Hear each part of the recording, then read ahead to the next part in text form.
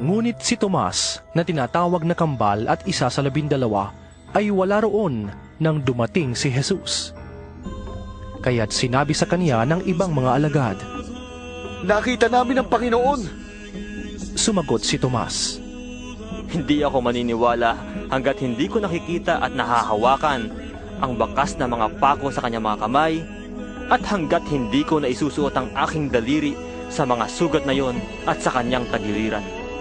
Makalipas ang 1 linggo, muling nagkatipon sa loob ng bahay ang mga alagad at kasama nila si Tomas. Nakasara ang mga pinto. Ngunit nakapasok si Jesus at tumayo sa gitna nila.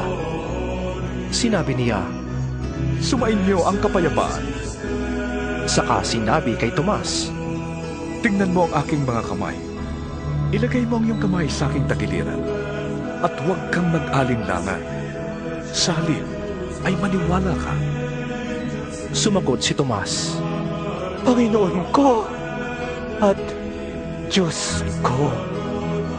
Sinabi sa kanya ni Jesus, Naniniwala ka na ba dahil nakita mo ko?